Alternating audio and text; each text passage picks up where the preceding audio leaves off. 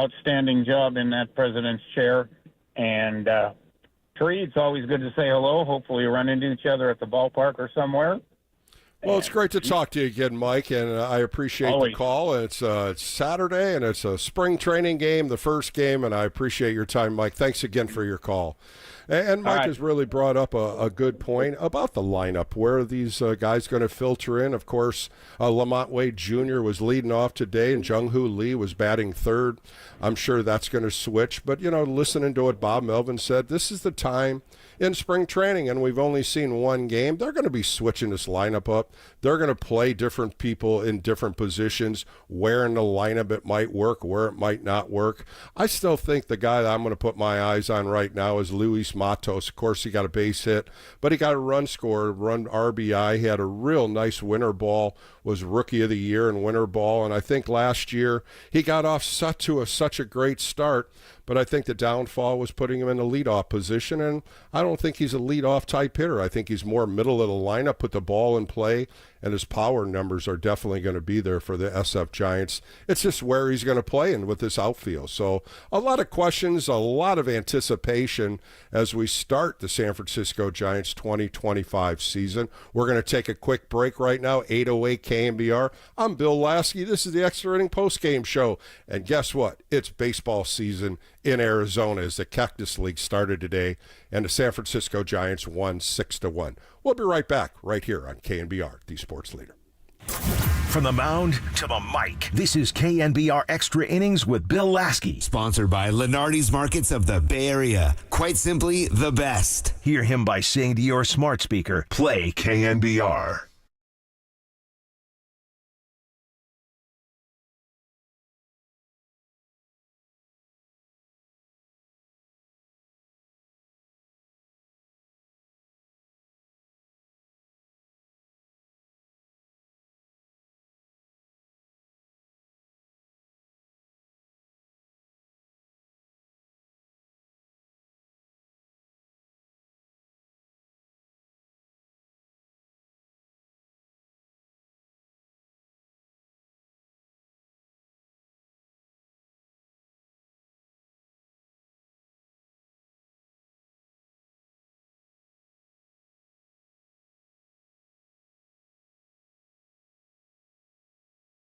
Handcrafted in the Bay Area of California, Birdman Bats offer some of the finest, highest quality wood baseball bats and gloves in the world. Stand out this season on or off the diamond with our infinite options of customization at birdmanbats.com. Turn your visions into reality with our online bat and glove builder, and check out all the other gear we offer as well. All available at birdmanbats.com. Birdman Bats. Chirp, chirp.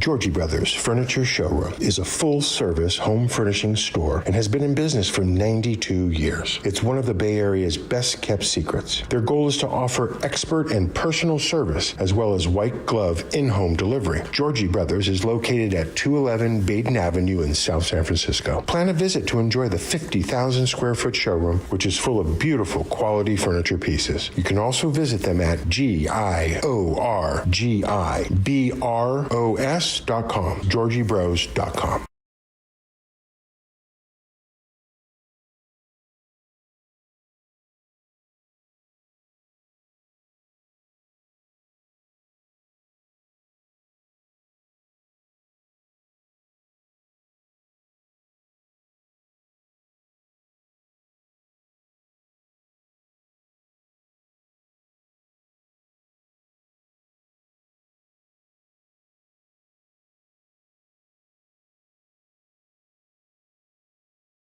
Coming to support the Orange and Black? Book your stay at the Hanlery Union Square Hotel in the heart of the city by the bay.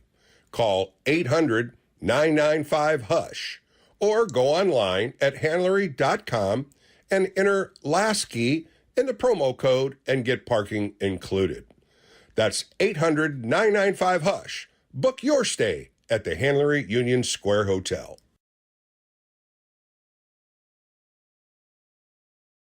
Did was he just had a huge smile on his face. There's a swing and a drive out into left field. Way back there, still going back. And goodbye! Over the wall into left field. Giants bullpen area. At opposite field, home run for Grant McCray. And McCray, who is no stranger to hitting the long ball, he hit a few of them in the big leagues for the Giants last year. But that one just high in the air left field, it would not come down. KNBR Extra Innings with Bill Lasky keeps the postgame rolling live right here. Sponsored by Lenardi's Markets of the Bay Area. Quite simply, the best. On KNBR 104.5 FM and 680 AM. The sports leader. All right, welcome back to the first extra inning post-game show with Bill Lasky as the Cactus League opened today and the San Francisco Giants beat the Texas Rangers 6-1. And if you're following Marcus Boucher, of course you hear Marcus and Murph in the morning. He put it on X just now, the home run by Bryce Eldridge, as we didn't get to see it. We got to hear it, and that was even better because I really believe Kipe and John Miller's mouths were wide open as I'm watching it right now. And he hit a big boy home run. He hit this ball straightaway center field, and Bryce Eldridge has hit a lot of them, but that was very impressive in the first game, and we're going to see a lot more out of this, out of the 20-year youngster, as we call him so far. 20 years old, and he doesn't want to play in the minor leagues. He was on Murph and Marcus in a couple interviews they had with him on the morning show Thursday and Friday, and he was one of them, and he says he wants to show Bob Melvin, as well as the Giants organization, he wants to stay at the big league level, and I think it's going to all depend on the defensive side. Of course, he's learning how to play outfield. He was a great outfielder. Now they're trying to move him to first base. JT Snow's going to be down there, and others that are going to be helping him in trying to help him maneuver first base and learn how to play that position and learn the different things you have to do. So that's a work in progress. But boy, oh boy, he sure opened up eyes, and I would know the orange and black fans that were there, they were cheering in surprise as he hit his first home run, along with Sam Huff, who was competing to get the backup role behind Patrick Bailey. He was acquired on waivers from the Texas Rangers, and his first at-bat against this ex-team, the Texas Rangers, he hit a home run, 422 feet out to left field. That was in the second inning, and the Giants took a 2-0 lead. And I'm not going to forget about Grant McCray, as we watched him really perform well at the big league level last year. He hit an opposite field home run. 3 home runs by the San Francisco Giants today as they scored 6 runs on 11 hits and no errors. The Giants threw 8 pitchers out there, only 1 run, 4 hits, and no errors given up by them. And when you start looking at Landon Roop, who's really trying to find a spot on this roster, even as the 5th starter, or maybe a long man in a bullpen, really threw well today. He went 2 innings, no hits, 1 walk, 3 strikeouts. The curveball, of course, the magnificent 12-6 curveball. And he off-sped it a little bit today, an off-speed curveball that really got a couple nice swings and misses and something new that he's thrown in his arsenal.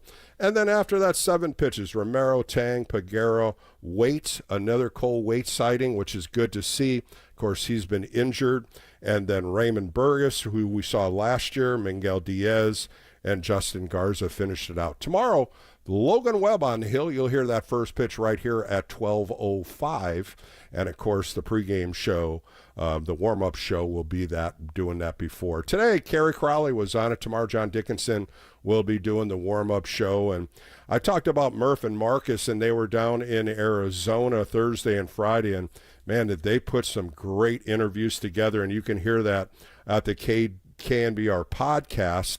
And some of the interviews were just spectacular when you start looking at who was on it. Zach Manassin, the general manager, to Bob Melvin, Bryce Eldridge, as I talked about, Sean Jelly, Pat Burrow, Logan Webb, Willie Adames, Hayden Birdsong. These were just fantastic interviews. And more, if you wanted to look at it, Kerry Crowley doing the hot stove has some great interviews. His last few of them with Casey Schmidt and a couple other ones. Just a whole raft of interviews on the KNBR podcast to get a little knowledge on who these Giant players are and what they're expecting in the 2025 season. Today, later in the show, I sat down with 2 of my favorites. Tyler Rogers, we sat down and talked a little bit about what happened in the offseason. Of course, Taylor Rogers, his twin, got traded to the Cincinnati Reds. We talk a little bit about that. And then his second son was born in the winter. And, of course, he named him Nolan Ryan Rogers. And it's a great, great name and a couple good stories to follow that up.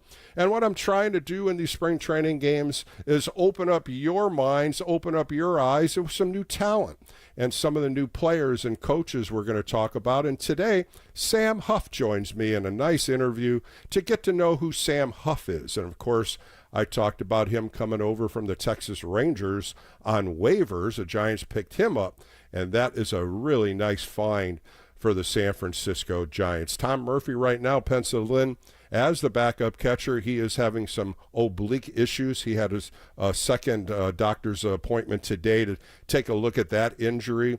And you also have Max Stassi, another catcher that has been in the big leagues with the Houston Astros and the Los Angeles Angels, a couple real good backup catchers going to be fighting for that job if Tom Murphy can't hold it behind Patrick Bailey.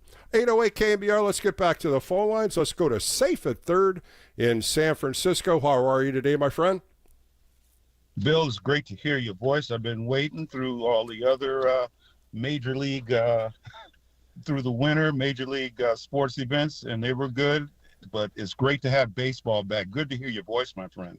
Well, I appreciate that, and excited as you are, as well as all the San Francisco Giants fans, to see a new start under Buster Posey and what Bob Melvin's going to bring now that he's going to be able to write his own lineup and kind of put what his thoughts are in each day moving forward, game to game. A lot of new faces in that clubhouse and players and a few new coaches.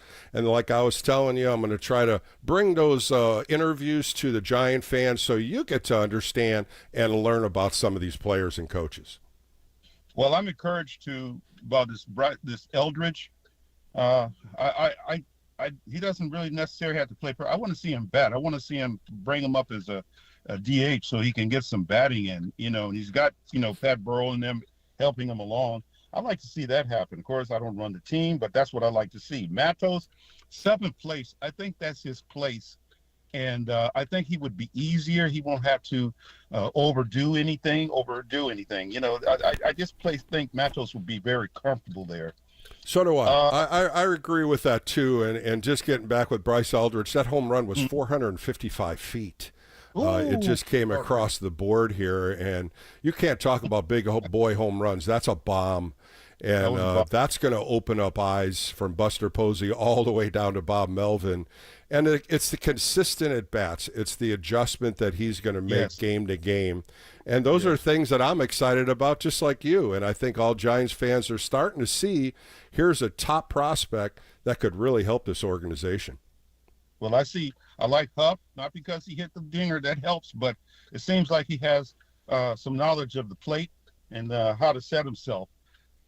You're absolutely right. You're going to hear him later in today. I had a nice interview with him earlier this week, got to know him a little bit. We talked a lot about framing, the one knee, and also some of the things that he's adjusting to with the San Francisco Giants. He got drafted by the Texas Rangers, played a little bit up and down in the big leagues. But with the new door opening and with Buster Posey being there and Bob Melvin, his sensation is, I want to learn from the best. And if I don't have those two in front of me, I'm learning from the best, because he said, I had Bruce Bochy, but now I got two of the best here in the orange and black. And what Buster brings, sir, he'll bring identity to this team, which we did not have. We had a team, we had a great manager, but the identity was missing. Like the Dodgers, like the Padres were playing with a great identity, and they use that in every game. And lastly, man, I can't wait for the season to start, because I'm already booked my tickets for the Mets, the Padres, the Dodgers, the Backs, and the A's. My sentimental journey with the A's before they become the Las Vegas A's. They're just the A's right now, and I'm going to continue to follow the A's. And well, it's good. I'm glad you got some games in. Of course, it all starts March 27th in Cincinnati when the San Francisco Giants open in Cincinnati. Logan Webb, if everything goes right, will be that starting pitcher, and it's going to be exciting. I'm so glad you got some tickets, and let's get this 2025 season going, my friend. Oh, and lastly, before I go, and thank you for the time, Fitzgerald, where are we with Mr. Fitzgerald? Well, I think Fitzgerald right now has some lower back stiffness and getting better. It was nothing major. He sat out a couple games. He's slated to play second base and possibly play some outfield, but I think second base is going to be a revolving door until somebody takes it. Fitzgerald is first, and you also have Casey Schmidt there and Brett Wisely. So we'll see how all the competition comes out. And, you know, you never know. Safe at third, you just don't know what happens. Guys get put on waivers. A trade could happen, and they might strengthen it with another player. We just don't know. Yes, sir. Well, with that, you have a great day. Love your show. Love you, man. Glad you're back. It makes everything right. Thank you, sir. All right. I appreciate your time, and I appreciate all the Giants fans listening to Extra Innings. I start my 6th year, and it's just a fun show to put together. And, of course, I've been working on a lot of interviews through spring training so far. And as I said, I want to introduce some of these new players to the audience and to get to know a guy named like Sam Huff. And here's a kid that really was with the Rangers organization his whole career. He got put on waivers. The Giants picked him up, and he is so excited. And today to come over in the very first game that you played with the Texas Rangers your whole career, now you're in the opposite side, and your first at bat, you go home run, 422 feet. If you don't think he had his fist in the air quietly going around the bases to say, hey, Texas Rangers, I am a good hitter, and I hope to hell he continues with this, because he's a really bright young superstar the Giants picked up, and you'll get to know him later in the show. 808 KNBR if you want to get on the phone. Let's go to my buddy in Berkeley. Andrea, welcome to the 2025 baseball season. It's great to have you call in. Welcome. Oh, your show's just awesome. 6 years. Happy new baseball season. And you just bring that Sagittarius blend of optimism and honesty. I appreciate that, Andrea. And, you know, I look at this team, and I don't compare him to anybody. I just look at the confidence Bob Melvin has. Mm-hmm. His interviews are stronger. They're more sincere. He really talks about what's going on in that clubhouse. And, of course, picking up Justin Verlander or Willie Adames, two key veteran players to lead this team in a lot of different hurdles they have to go and overcome. And these guys are sure biting into bit to get out there and play. We'll probably see Adames play tomorrow in the home opener in Scottsdale. But I'm excited for both of them. No, this is, so far so good. Bryce Eldridge, October 20th, 2004, how we talk about the years, and they're getting younger and younger. And I think I have clothing in my closet older than that. And he is a Libra, so nice, calm and balanced. And he's having a positive Jupiter aspect to his Mars. And Mars is energy, assertion, aggression, very important planet for an athlete. Mm-hmm. And Jupiter's about expansion, abundance, and opportunity. So I think that's the last word you can tell me, opportunity. Opportunity? Because his confidence level, I said he was on with Murph and Marcus, and right. Just hearing him, I interviewed him last year when he was in AA, and I could feel the confidence that he had, but he doesn't want to go to the minor leagues. He said, this is what I'm excited about. I'm wearing number 88. I really don't care what number I have. I just want to prove to everybody that I want to play in the big leagues. And there's your opportunity, right, Andrea? Yes, right on. 422 feet. He made good use of it, and it's just really inspiring, to see that energy. And Landon Roof, fellow Virgo, September 10, 1998. He did really well. And happy belated Pisces birthday to Justin Verlander, February 20th, 1983. Well, now we're getting to those ages that we can talk about, Andrea. There you go. 42 years old, and I think he does have something back in his tank. It's going to be a little bit and how strong he is, and build up his arm strength, the knowledge of the game. To talk to like Hayden Birdsong, I'm sure everybody's out there heard that when he was in his bullpen.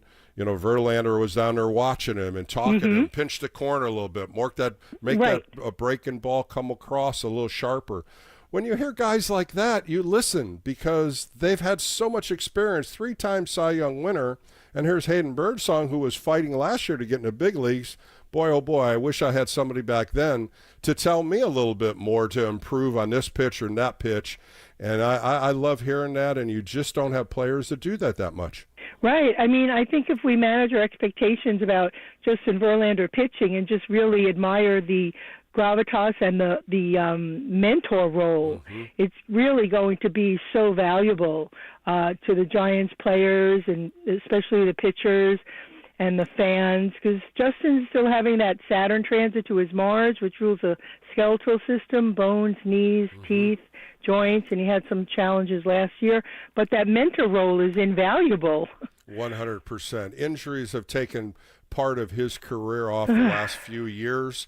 He seems healthy. He's throwing the ball well, very competitive. Elliot Ramos hit a home run off of him in one of the videos I saw. Of course, he screamed an F word, and he was not happy, and that was right there. They said, there's the competitor. That's the guy right there that we knew Justin Verlander was. And to me, you know what? He's still got it. He wants to make a better pitch. He wants to get better. And right now, I think the Giants are looking at him as a number 3 starter, maybe a 4 starter. But they'll go day to day with him to lengthen him out, get him going. And I really believe he will make a difference in the starting rotation just from the knowledge part of the game. And really, Patrick Bailey behind the plate, what can you do with that battery mate? Yeah, that should be, a nice duo right there. And may the baseball gods and goddesses bless. And Logan Webb, he's going to be the opening day starter, a Scorpio. Exciting again, yeah, that's nice. Well, Andrea, thank you for the call. Happy 2025 baseball season to you. I know we didn't really touch on the Mets. We're not going to do that today. We have the orange and black ahead of us. And thank you again for making that first call today. Yes, thank you. I woke up early to watch the Mets and the Astros. What a day of baseball, and I'm so glad that's the Giants. Right? Double hitters, triple hitters, we're all in there. Baseball is back. Thanks, Andrea. Thanks for the call. Thank you. Appreciate Take good care. All right, this is Bill Lasky. This is Extra Inning Post-Game Show, 808 KNBR. Let's go out to Hayward and talk to Rick. Rick, you're on the Extra Inning Post-Game Show. First show of the year. What do you got for me today? Oh, I got a lot, but I'll keep it to just a few things. First off, how's your dog doing? I hate to tell you this, Rick. I lost both my dogs this past winter. I lost both my Bernese Mountain Dogs. A tough couple days losing them both, and looking forward down the road to get another one. But right now, just a few empty house days that you keep looking for them and they're not there. But I know they're in doggy heaven. Oh, I'm sorry to hear that, Bill. I know how it feels when you lose an animal. Sometimes they're the glue that keeps you sane. So it sure. I lost my co-host. I was talking to a couple of friends. They said, "Well, you got your co-host working today," and I said, "No, I lost my co-host. I miss him laying next to me when I do these shows, but it's okay. His spirit lives within me." Right. Okay. Well, with that tough prelude, let's get the reason I called was all right. It's all good, buddy. It's all good, and people go through ups and downs with pets, and I've lost more than just those two, but those two were real close to me. Those Bernese Mountain Dogs have that loving effect to everybody. Yeah. Our pitching, especially our starting pitching, after Logan. Okay, first off, how do you think we should handle our expectations for the season? Because if we're not expecting to go to the playoffs, I get it, I understand it, but I don't get why the management didn't go out and get a few extra arms. Yeah, I was hoping I would see Corbin Burns in a Giants uniform. That was the one I was really pushing for. And it just didn't happen. Of course, he ended up going with the Arizona Diamondbacks. The Giants went to Justin Verlander. Of course, we're going to question a couple of things with Robbie Ray as a left-hander, probably in a 2 spot, and what he can produce after last year, the ups and downs. We saw some really good appearances by him in starts, but then the next one was inconsistent. I also look at Hicks. Hicks is another one, throwing a lot bigger, harder fastballs this year. He's got a little more weight on him. I really think the beginning of the year, going too many innings, too many pitches, really wore him down the second half. Those are the two in the rotation that I kind of question mark. And I know a lot of fans are going to question Justin Verlander. I look at Harrison. I look at Birdsong. I look at Roop. Some great names coming after him, and there's more coming. It's just, will the Giants go to more younger starters than these older guys? And we'll see how that all translates, but I'm sure you're thinking the same way. Well, for the last 4 years, I get what the Giants have been doing. They've been trying to get injured players coming back from major injuries and hoping they'll perform. When they do get injured again, then that's when we see the kids. So, I mean, I think that's what the idea is here throughout the lineup, except for third and short. But I'm happy we saw a win today, or heard a win today. Not many of us saw it, but we heard it. And I guess if we just take it as baseball's back and we can be happy about it, but don't expect much, because every prognosticator, every predictor has predicted us to be fourth. And for the life of me, I just thought we could still develop our team in the minors, because I don't really want to pay. I mean, I'm going to 50 games this year. I don't like to pay to see development. I want to see the finished product here. And I think everybody thought that way when Buster Posey took the job as president. I mean, you heard some of the names he was inquiring about. You heard some of the contracts that were thrown out there. You really didn't hear behind the scenes of what was translating. And the one that I really thought got away was Corbin Burns, still a young top right-hander. Of course, he was here, went to St. Mary's College. It just didn't translate, and I really thought they had a good chance with him. Logan Webb was even talking about possibly saying, hey, you can be the ace of this staff. I'm ready, because I think everybody knows what Corbin Burns does to a rotation.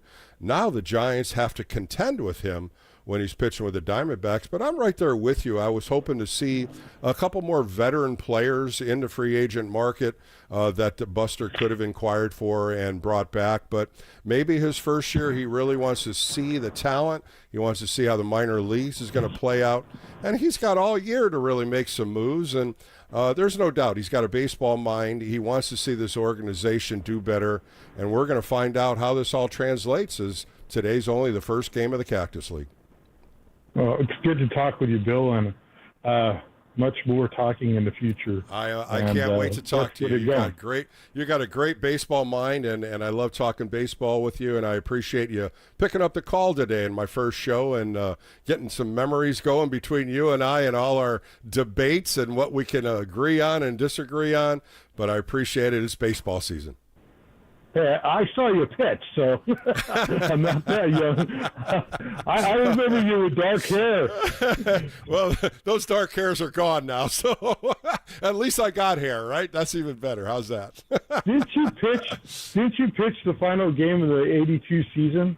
I did. I did. I was there. I remember you pitched 5 innings. I went 6 1/3 if you really want to know, but that's okay. All right. Well, but it was still... I'm checking. I wanted to make sure you knew what you... I remember. Let's put it this way. I remember some of them. I don't remember all of them, but that one I did because we knocked the Dodgers out, and that was that home run by Joe Morgan. But, hey, thanks for the call today, and looking forward to more phone calls from you as the season progresses. Let's go to Yuba City, and let's talk to David. David, you're on the Extra Inning postgame show, first one of the year. Happy baseball season to you. Heck yeah. Thank you, Bill. Thanks for getting me on, man. And it's baseball fever. First Cactus League. It sure sounded great to hear John Miller and Dwayne Kuiper call that first pitch and Lamont Wade Jr. in the box. And you just start reminiscing. Here we go again. Another baseball season. And baseball get fever. The Cactus League started. Tomorrow will be excitement at Scottsdale Stadium. You see Logan Webb take the hill. And, of course, I'll be right on at a post-game show. And here we go with extra inning post-game shows for the season. Heck yeah. I appreciate your show. I'm heading down the I-80 going back to Yuba City. But Yuba City is full of Max Stassi fans, the home of Max Stassi, right? 100%. I got to chat with him this week, and he's very excited to be here. Of course, his injuries last year caught him off guard, but he's healthy, and he's excited, and had a nice interview. You'll probably hear him next weekend. Hope so. Yeah, he's still got a lot of game left. He's had he's had some bad breaks, tough luck, injuries, personal, but of course that he's got him, and then he's down at Houston for a while catching Verlander. Then he was down in Anaheim catching Shohei, and wow, that's awesome. You're absolutely, Dave. You know his career, and he is very excited to be here. Yeah, of course, he's coming in as a non-roster catcher, so he knows his back's against the wall. But at those times, you produce. Buster Posey's looking at that catching position, and now that Tom Murphy is injured. You also got a great one here with Sam Huff, who came over from the Rangers, and he's a gamer. Hey, what a highlight today. Listen, you guys, what Huff did. So, Max, it's going to be close if he makes the opening day, but he'll definitely be seeing a lot of action in Sacramento with the River Cats, and we're definitely excited about that. Yeah, I think, David, you hit it on the head. The injuries have mounted up on him, and, of course, being a little older in the catching position, he just wants an opportunity to play. And, I followed him as well as you did. The Astros and the Angels is really where he produced down in L.A., and he's happy to have the catching gear on. He really talked about a lot of the young pitchers and what they bring. And again, we talk about a veteran leadership. There's a guy that you can sit in and talk baseball with all day. He can be a great experience to the younger guys. He's going to be a coach on the field, and he'll probably end up being a coach as his career develops. We'll find out. Yuba City, there's not too, David, there's not too many people from Yuba City, is there? Hey, man, home of the Honkers. Yes. I'm originally from Illinois, almost the home of Birdsong, Eastern Illinois University, right? Better. Yeah. Oh, yeah, for sure. yeah. But, hey, I got to tell you real quick, Max in high school, do you know the story real quick? I read a little bit about it. The guy was hitting bombs left and right, wasn't he? He was a big power hitter. The story had 3 boys, him and his 2 siblings on the team, dad head coach, and they kicked butt. They cleaned up all the Sacramento high school first place. What a story. What a story. Mm-hmm. Yeah, he talked about his grandfather and his father, and his brother also was a catcher. We talked a lot about the knowledge where he got to be a good catcher, to understand the game behind home plate, and a very, very astute person to talk to. And like I said before, you know what? Max Stassi is that kind of guy that Buster Posey likes to have that as your backup catcher, to have that knowledge and give give Patrick Bailey a day off. But there's going to be some competition with that backup catcher position. Looking forward to it. Hey, thanks for having me on, man. Yuba City loves the Giants, loves Max Stassi, and go Giants. And go Dave, go thanks for the Rivercats. call. I appreciate it, and we'll definitely keep eyes on Max Stassi and take a look next weekend. I'll have him on in an interview. We'll be able to hear what he has to say about his excitement in the orange and black. Appreciate your call. I'm Bill Lasky. This is Extra Innings. We're going to take a quick break here. Got a few more calls on hold. I'll get right back to you. But the Giants win today in the first game of the Cactus League, 6-1, 6 runs, 11 hits. No errors for the orange and black. 1 run, 4 hits. No errors for the Texas Rangers. Home runs by Sam Huff, Bryce Eldridge, and Grant McCray. We'll have more coming up next. We'll take a quick break right here on KNBR, the Sports Leader.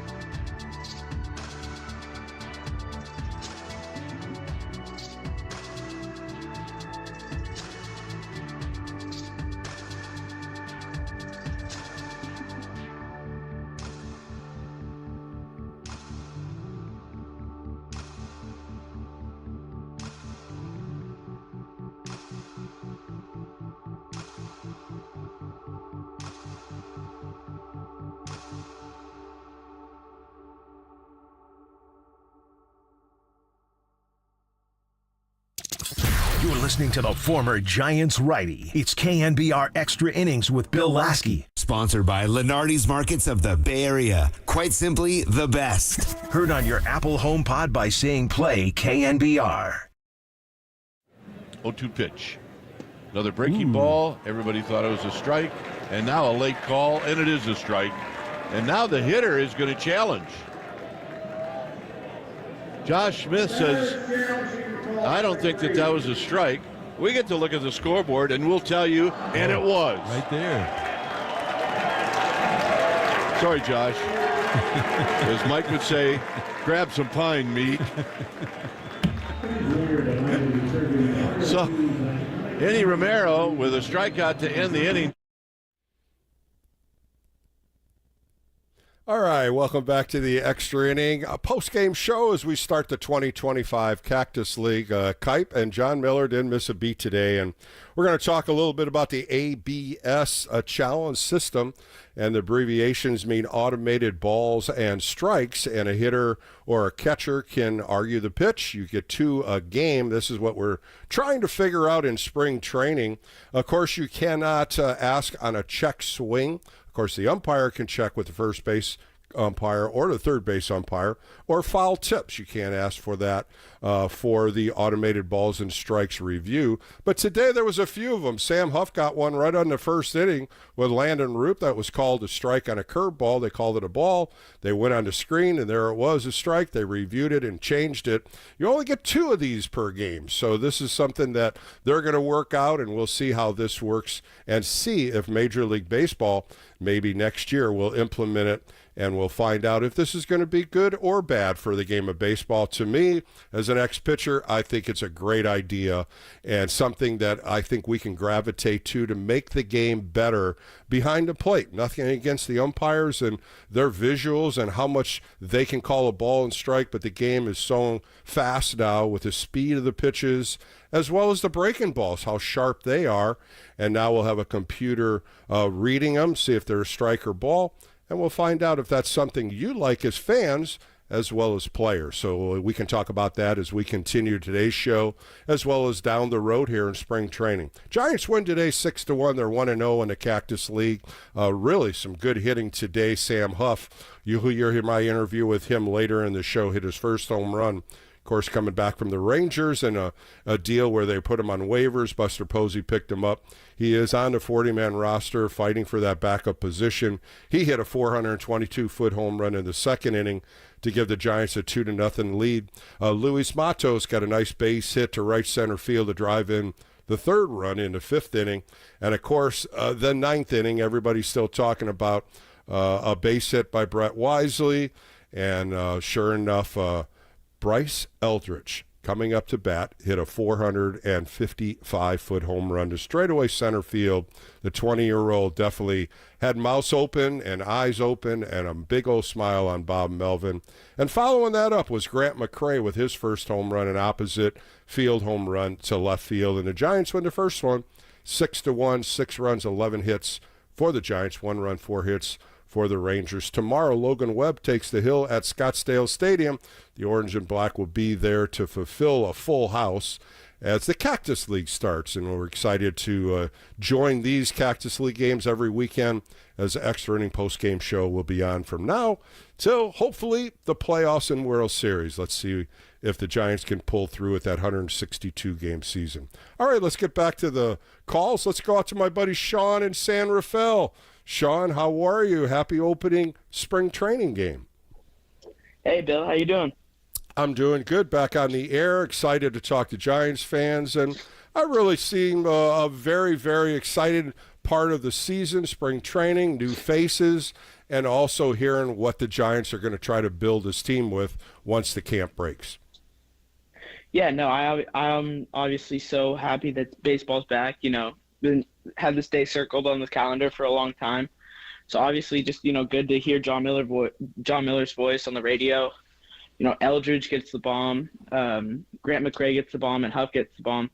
Those are the things that you dream about. And when it's January and it's I can't wait for Giants baseball. I can't wait for John Miller's home run call. I can't wait for something like that to happen. And they didn't miss a beat, did they? When listening to the game, the one-liners came out of them, the funny bits back and forth. They were talking about Gilligan's Island and different things of that magnitude. But it was just great to hear Giants baseball back on KNBR. Yeah, no, for sure. I know he didn't play today, but I just wanted to chime in real quick on the Willie Adames signing. Mm-hmm. I don't think much is getting past Chapman and Adames. I mean, those two guys, I don't know if Adames has won a Gold Glove or not, but I certainly know Chapman has. He won one last year. I think Adames is a great pickup for the Giants, good him for 6 or 7 years. And, him and Chapman locked up will be, I think, along with Webby, the face of the franchise for a long time. Yeah, I agree with you, and I think last year Bob Melvin saw Luciano play short, and of course Fitzgerald was there, Ahmed was there, and I think the number one thing that Buster Posey said, I got to get a shortstop. There was nothing there concrete for the future. Willie Adames was there. They made a nice signing with him, 7 years at $182 million. And you know what, Sean, when you look at his numbers last year, very impressive. 32 home runs, 112 RBIs. And what I'd like a little bit here, 21 stolen bases, something the Giants really have to get better with. Yeah, no, I think running the bases and, stealing bases is a huge part of, especially today's game when you see guys like Ellie De La Cruz and all these speedsters coming out. I think it's a really big part of the game, and I think good defense around that with Patrick Bailey as well is a big part of it. Yeah, Patrick Bailey, watching him play last year, he had a bad slump in July and then proceeded into August. Here's a guy that won a Gold Glove. You talked about it a second ago. And the hitting part of it, he's going to have to come around. He's going to have to really hit maybe in that 6th, 7th, 8th spot and drive in a little bit more runs. I really believe that he could be a force in this lineup, especially on the batting average, bringing it up a little bit more and trying to stay out of these slumps, because the slump part, somehow, some way, if you don't adjust and get out of it, it can sink your batting average real quick. Yeah, no, for sure. If you play baseball ever, you're going to get into slumps, but it's just, once you get in a slump, it's just going back to basics, going back to, okay, what's going wrong? How can I fix it? Right on, Sean. Well, I appreciate your call. It's always great hearing your voice. Happy 2025 baseball season to you and your family. Thank you, Bill. Have a good one. All right, Sean. Let's go out to Yuba City. Yuba City representing today on the first extra inning post-game show of spring training. Let's talk to John. John, you're on the extra inning post-game show. How are you? Yeah, well, you heard the best part already. Max Stassi's going to surprise a lot of people, I think, and thanks for putting him on the air. Next week, he's going to do a good job. But last year, I called you about Landon Root right before the season started, because I really felt like with that curveball, if he added a pitch, he could be a difference maker. And Bill, you're the pitcher extraordinaire on the air. What do you think? He looked great today. He sure did. And he just seems to be a major league pitcher to me. When you look at all these pitchers coming up last year, the confidence factor, if you've gone to the big leagues, you know what big league hitters are going to do and how they adjust to you. And, of course, his big pitch is that curveball, but he was throwing in the mid-90s today, which was impressive for me. And he had a nice 2-inning stint, and I think that's what you're going to see out of some of these young pitchers. There's going to be a battle here. They're not just pencil in the fifth starter. They're talking about Harrison. They're talking about Birdsong. Roop's name's in there. And then you got to kind of find a long man, and I think that's what Bob Melvin's looking for in that bullpen, to get behind these 4, 5, 6-inning pitchers to give them a little depth in the middle of the game. And we saw Landon Roop do a little bit of everything last year, and I'm hoping, just like you, I think he is a mainstay in this pitching staff if he continues to do what he does. Great. Cool. Well, Bill, thanks for the show. You always do a great job. Let's go Giants. John, thanks for the call. And I tell you, we're going to watch Max Stassi, a good young kid, but boy, he's got a lot of veteran presence behind the plate. And, like I said earlier, the injuries have plagued him, and let's hope he stays healthy.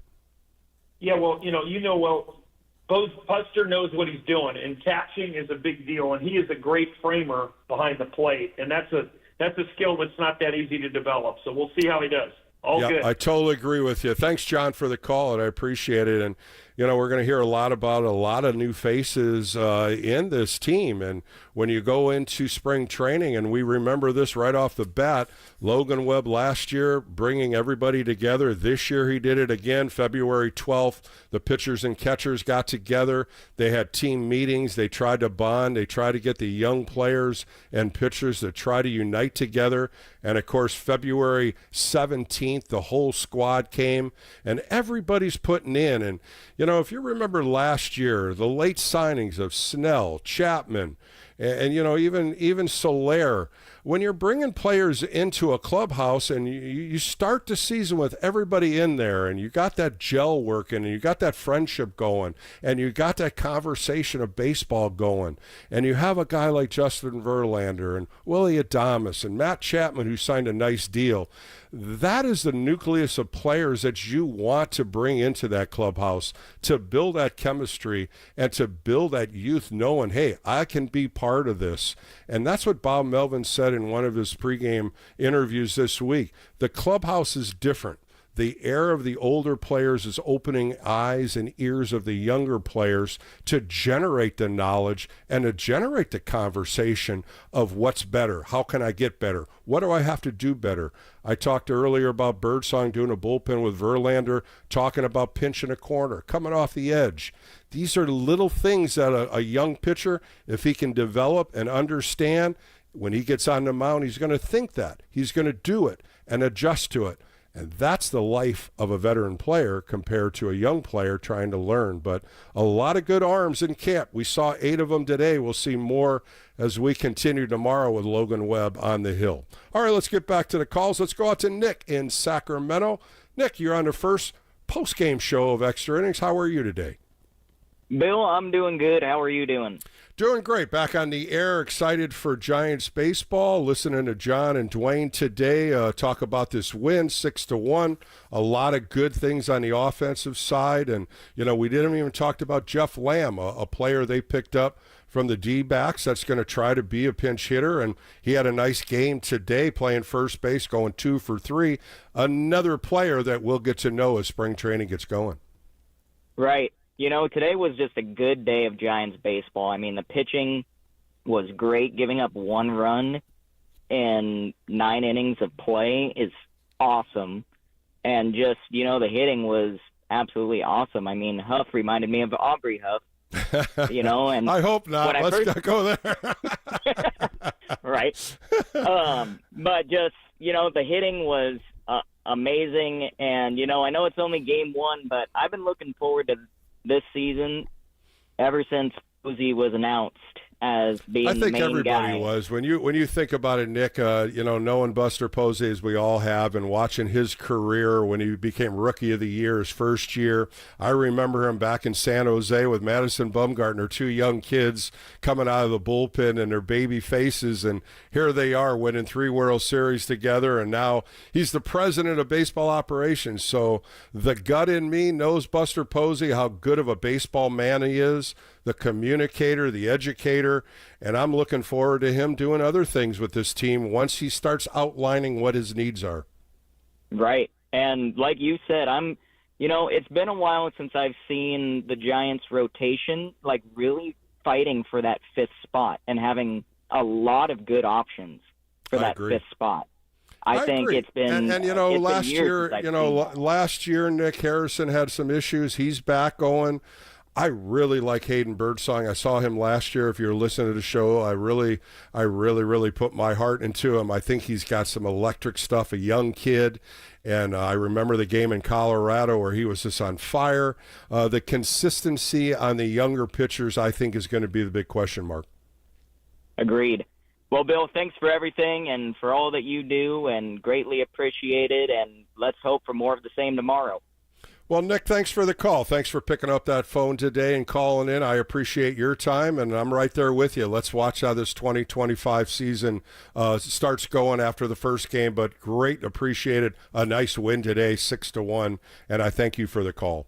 Hey, don't forget, on March 8th, the San Francisco Giants will continue, as I say, the Fan Fest, and that's going to be at Oracle Park. That's going to be an open house at 24 Willie Mays Plaza. That's going to start early in the morning, 10 a.m. to 3 p.m. Of course, a lot of Giants alumni as well as Giants broadcasters, photo opportunities with the triplets. Those are the World Series trophies. And there's going to be a live broadcast from Oracle Park to spring training to talk to some of the players and talk a little bit one-on-one, but it's open to the public, and that opens at 10 a.m. to go to 3 p.m., the final Fan Fest for the San Francisco Giants at Oracle Park. All right, we're going to take a quick break. Got a few more calls on hold. Stay right there as we continue on the first show of the Extra Inning Post-Game shows of the 2025 season. We'll be right back.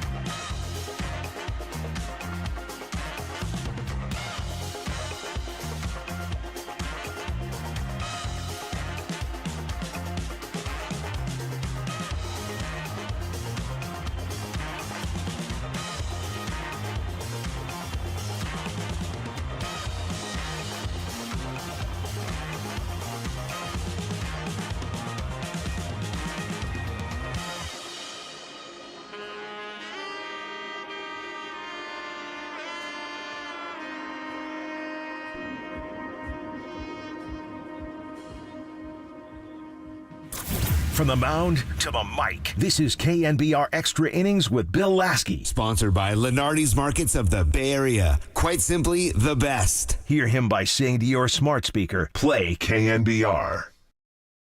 In a few ballparks. There's a flare into shallow right by Machos in there.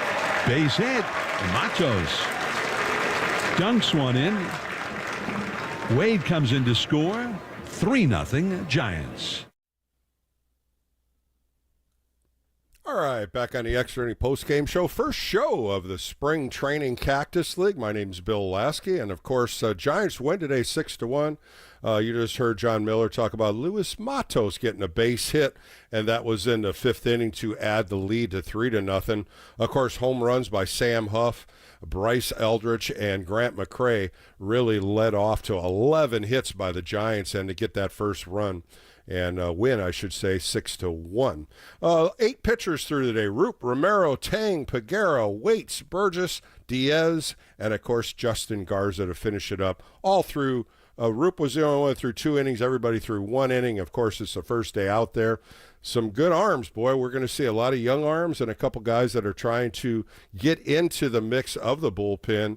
And it got some veteran arms down there. So Bob Melvin, as well as J.P. Martinez, will be watching his pitching staff. And tomorrow, we'll do it again tomorrow. Of course, the Giants will be playing the Reds at Scottsdale Stadium. 20 years they've been at Scottsdale Stadium, and Logan Webb gets the ball tomorrow. All right, let's go to the phone lines. Let's go out to Bar Fighter. Bar Fighter, welcome to the 2025 season, my friend. How are you? Still a proud and long-standing member of the Lunatic Fringe. Thank you, the Phlegm. I'm so glad you remembered your intro. Hey, Primetime, I keep on hearing this overgeneralized, overstated definitions of Buster Posey. And don't get me wrong, I love Buster, man. He was my number one favorite SF Giants catcher of all time. No doubt. But, I mean, but don't conflate the player with the front office guy. You know I that? agree. I mean, your colleague Terry Crawley said that he was a John Lynch of Major League Baseball. You know what? He'll be the John Lynch of Major League Baseball when the Giants reach the playoffs. He might have stated that because John Lynch, of course, being a Hall of Famer, and we proceed to see Buster Posey being it. But Buster's got to learn a lot, and he'll be the first person to say, hey, I'm taking this brand new. I'm learning about it. There's so much to know about it. And he circled himself around with a lot of good people in that front office, and I was really glad he brought some player personnel people back. He put Randy Wynn in charge. He gave Ron Wotus a bigger minor league position. And you know what? He's back into the eyes and heart of players. And I think, Barfighter, you know it as well as I do, you can't play baseball all through analytics, and that's what Buster's bringing back, is the game within itself. Yeah, and I'm glad to hear that. You know what? The number one thing that I want to hear, and as much as Brian Sabian didn't like me, he actually one time practically chased me out of the booth with I a can broom. only imagine. I can't believe that, Barfighter. In Scottsdale, but you know what? I respected him because he knew how to delegate authority. He knew the Bars and the Tidrows and the Evanses, and he knew how to delegate them where he wasn't that great at player development. But he knew how to will and deal in the major league level. So I respected him. But, until Buster starts up, and you know how Major League Baseball has become essentially a multi-millionaire player sport. Mm-hmm. And the way to build a team is to build it from the bottom up. And you have to build the farm system. And that's where Sabian did a great job in picking the people to develop the Giants farm system. Sabian had built it, and then he tore it back down, and then Farhan had it built, and he tore it back down. So Buster's really inheriting a minor league system, probably the bottom 5 in Major League Baseball, and that's no doubt. That's why you have Randy Wynn running it, and that's why you're going to have more coaches implemented in finding good talent, and that's what I'm wanting to see, how Randy Wynn is going to run it, and to see what all these players are going to do and to mount the attack to get younger and to get better as well as in Sacramento with the River Cats, to Richmond, to San Jose, and to Eugene. I think you're going to have a little bit more life out of these players, knowing that baseball is back and it's not all going to be judged on analytics. Yeah, and basically, I mean, can we? You were talking about the umpire situation with the robocalls and everything now, right? And can we get an AI commissioner? Because this guy Rob Manfred been one of the worst. I mean, I think a lot of players as well as fans would like to see a change. But the problem with Rob Manfred is he's in the back pocket of all the owners, and the owners aren't going to let him go. But, that's a different subject down the road, but I would love to have him pull back on some of these so-called changes that he wants to do, and let's hope that he doesn't get his way. But we'll find out more, though, Barfighter, and I can't wait to talk to you more as the season goes. I appreciate the call today, and the 2025 Giants baseball is alive. Right on. All right, let's go to Mike in San Jose. Mike, you're on Extra Innings on the first post-game show of the 2025 season. How are you doing today? I'm doing fine, Bill, and good to hear your voice here at the start of a new season. And, feeling good, except I got this itch. I really, really wish the Giants would just get Vladimir Guerrero. And he's only 25. He is a superstar. We all know his credentials. He fixes the problem. He is our Shohei Ohtani. And now we stand up face to face. And for fans, I know it's a money thing. Yeah, what Mike's saying right now is the fans not understanding what's going on. Mike, Vladimir Guerrero Jr. has rejected a long-term contract with the Toronto Blue Jays. And what this is saying is he does not want to talk about his contract throughout the season. He gave him an ultimatum. When spring training starts, he wanted a contract. They offered him over $340 million. He has rejected it. So if this continues on, at the end of the season, he becomes an unrestricted free agent, and that's what I think, Mike, you're talking about. Yeah, that's what I wanted to hear. I heard that the last offer from Toronto was 10 years, $450. So that was you got me there because contract. I tell you, that's a lot of money to pass off. But I think maybe he just wants to get to a contender. He said he wants to be on a winning team. And somebody wrote this, Vladimir Guerrero has the letters L.A. in it. And I'm like, no, don't go there again. We don't want to hear that. But I'm right there with you. I think the Giants are looking for a player like him. And as you said, his age, his numbers, he had 323 last year, 30 home runs, 103 RBIs. He is that typical player that could fit in this Giants team, and boy, he would take off on the offensive side. God, well, Bill, that's just what I wanted to hear because it's, to me, it's just good baseball sense, and if it's a matter of money, I got a friend who's a billionaire. And he might want to pitch in. It's really going to see how the change happens toward the end of the year and see if anything else Toronto. I can't believe Toronto's going to lose a player like him. He has done so well with the Blue Jays, but at the end of the day, the player does reject the final offer, and that's what he did. If they come back with something during spring training, I'm sure every AP is going to be talking about it. The Blue Jays will be talking about it, but right now, I'm right there with you. I think he's going to become a free agent, and let's hope the Orange and Black can talk about him next year. But let's talk about this year, and this year right now, we got Bryce Eldridge, a young 20-year-old, that could possibly help them at first base, and we'll find out where that goes, Mike. Well, I'm glad to hear your comments on that, Billy. My only problem with Bryce Eldridge is that he's not ready to play first base. They think he's not that good at that position yet. So he would be your DH if he was to make the bigs. Or why not go to the outfield? I mean, unless you just can't run down a ball, I always thought the outfield was a lot easier than the infield. I don't know.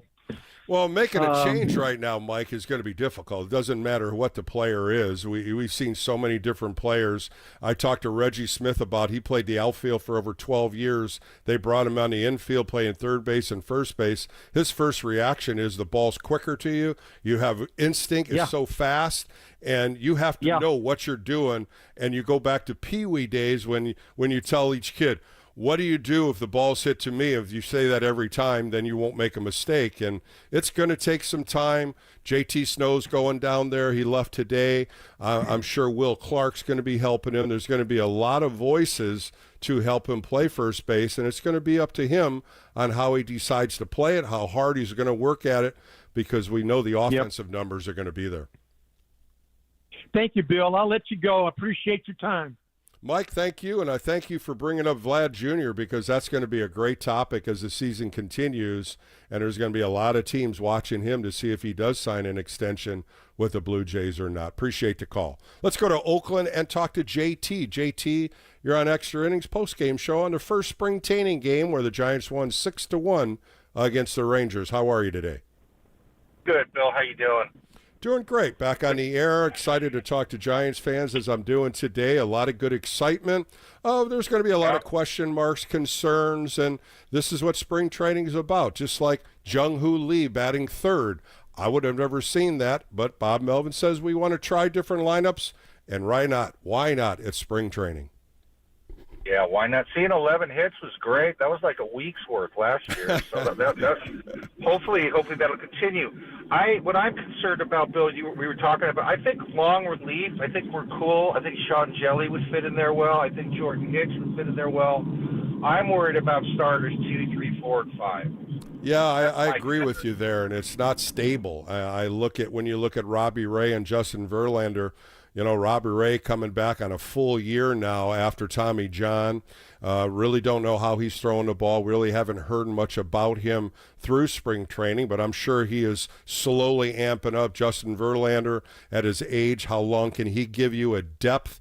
And then Jordan Hicks last year really came out of the blocks quick, but as the All-Star game turned, he was in the bullpen, and what are they going to do with him if it doesn't work out in the starting rotation? And I'm right there. Those concerns are definitely something that I think Giants fans as well as Giants management are going to watch as spring training games open up.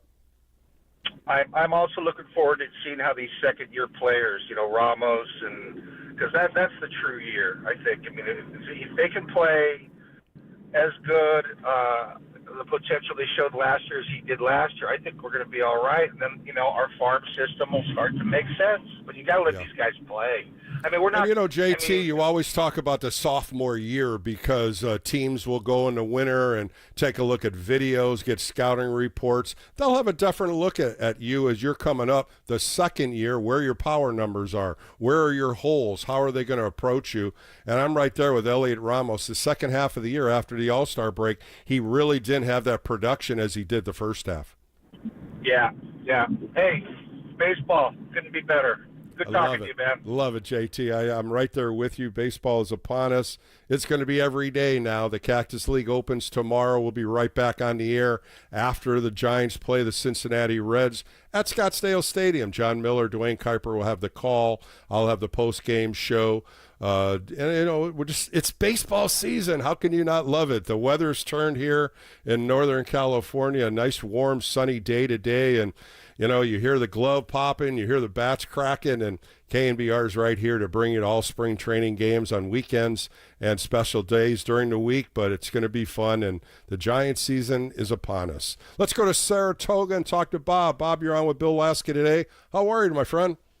I'm doing well, Bill, and I'm so glad to have you back. I since your last program, I've called in so many times and been rejected because they were only going to talk about the 49ers or the Warriors. But so glad to hear you again because the Giant thing is so important. Secondarily, and, you know, Bob, I thank you for that, and I appreciate your calls. You're a very top-line KNBR listener. You bring up a lot of valid points in the game of baseball, especially watching the Giants, how many years you've been around. But, it's not just you. It's all the Giants fans. It's just we've turned the calendar now. We're now getting into baseball season, and the flavor of this team is exciting, and the new players as well as the old players. What are your highlights coming into this season, and what are your anticipation? Okay, well, thanks. The other thing I want to mention, and I'm going to wish Vargon well because now he's back in Moneyball, which is what he's good at with the Dodgers. Have a lot of money. But the most important thing, I think it's been mentioned many times, the farm system is so important. And Buster knows that because he came up through it. And I think the only thing we've missed in the past, and I think he knows this and will do something about it, is we're missing too many guys growing up in the Bay Area with all the great high schools and colleges we have here in baseball. And they're going with the Dodgers and other teams, and our scouts are missing him. Randy Johnson was a Bay Area guy. He eventually got back with us, but Pat the Bat was he signed with the Phillies and we got him later. And you know what, Bob, you're absolutely right. There's really some good talent in the high school levels around here. You go all the way to Sacramento, and you go south, and then the colleges, junior colleges, D1 schools, and there's a lot of talent here that is overlooked. Well, Stanford and Cal are rated in the top whatever in college, and then between Mitty and Sarah, and last year the two best young players the Dodgers brought in, one was from Stanford and one was from Sarah High School. I used to be president of the WCL. The WCL has a lot of young talent, and a lot of it is overlooked, and they end up going to JCs or D2 schools when they could possibly get into a D1 school and develop. And you said it, a lot of these players go outside the state of California because they're not being recruited correctly. Well, they want to be here so their parents and families can come and watch them play at the team that they grew up with. The whole family's Giant fans. So we're missing something that would be something in our favor to sign some of these players that are going to the other teams. And so we need to improve the scouting in the high schools and colleges in Northern California. And, because, I agree. And I talked about Randy Wynn being a force in minor league baseball now, and I got Ron Wotus, and you're going to have a lot more players that Buster Posey wants to bring into spring training. I love the idea. I love some of the players he is bringing in to talk to players. Petit's down there talking to Duvall. You're going to have JT Snow, who flew down today. He'll be with Bryce. Players that have the knowledge, and you look at JT Snow, 6-time Gold Glove winner. Why wouldn't you absorb everything he's going to say? And he's not going to go down there and be the voice. He's going to there listen and say a few things. But I love what Buster Posey's doing. Bruce Bochy did it back in his era, and the knowledge of the players that have been successful and they're back in the orange and black, it gives them second life too to teach now. You're right on. I want to give somebody else a chance. I'll talk to you soon when Bob, you're on again. It's a pleasure, Thanks. and I'm glad you're back on the airways with me, and I appreciate the call, and I appreciate you listening to me. I thank you again. Okay. And Bob's so right. I mean, when you talk about players learning the game and understanding the game, it's always good just to sit there and listen to what some of the veteran players went through, the hurdles that they went through. I talked about Verlander. I talked to Adames. I talked about Webb. I talked about Chapman. These are names that are just so clearly that these young players have to absorb on and get better. That's how they made these players. Verlander is going to be in a Hall of Fame.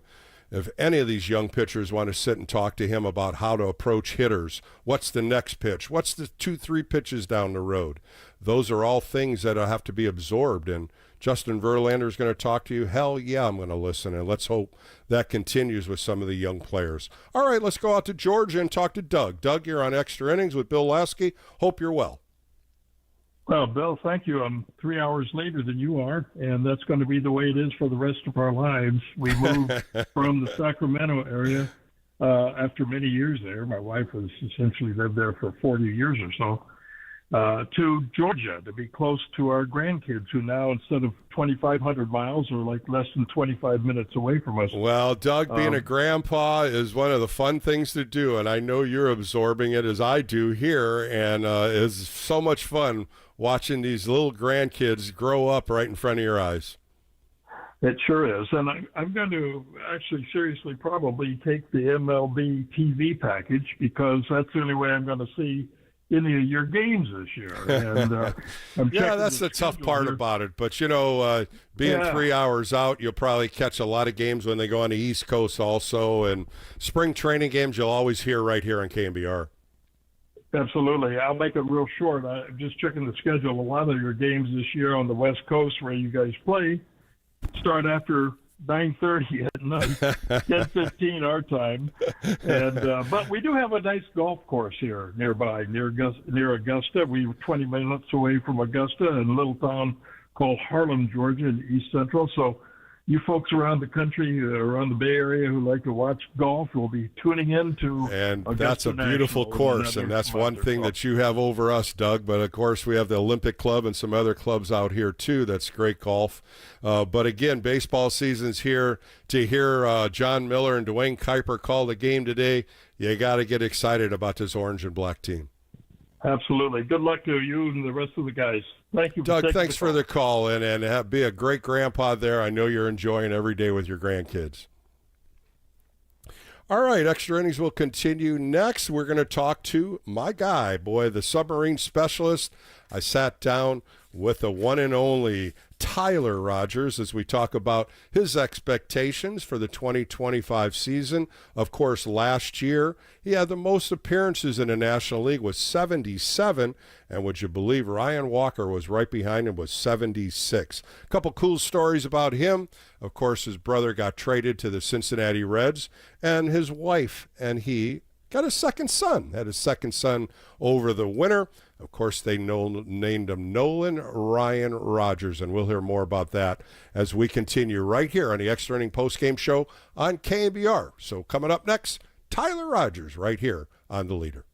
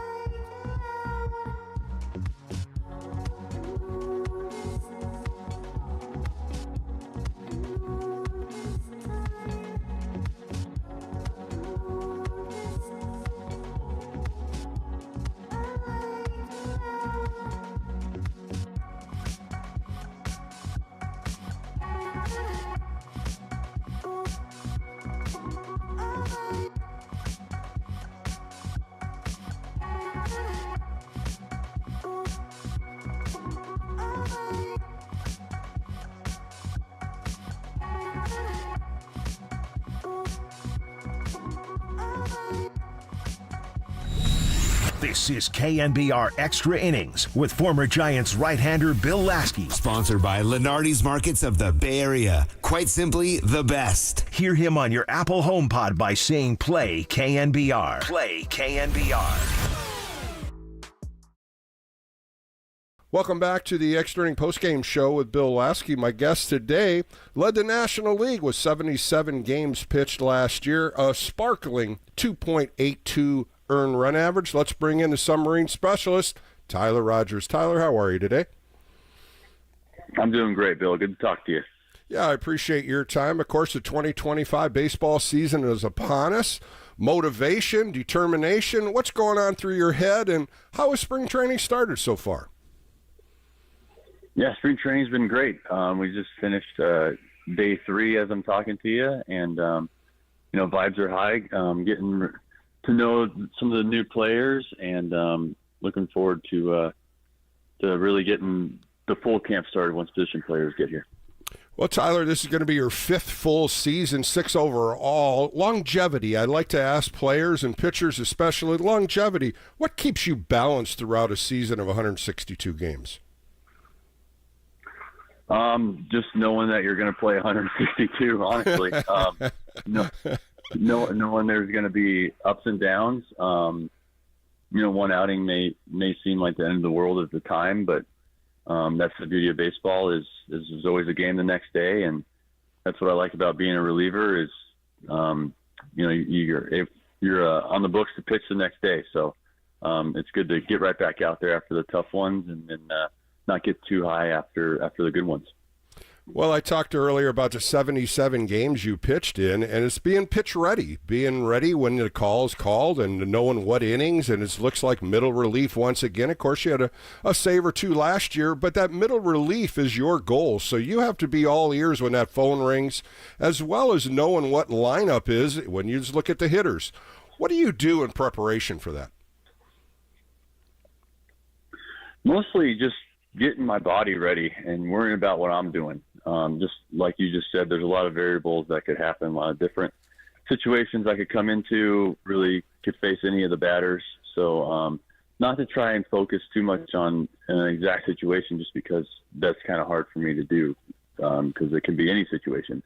So just kind of get myself ready and worry about my fastball commands there, make sure the breaking ball's there. And if I did everything I needed to do to prepare for the game, then I feel prepared. Being a specialist as you are coming out of the bullpen, one number jumps off your stats last year, 6 walks, 2 intentional. And you look at the strikeout to ratio to walks, it's exceptional. And being exceptional is coming in throwing strikes and getting 0-1.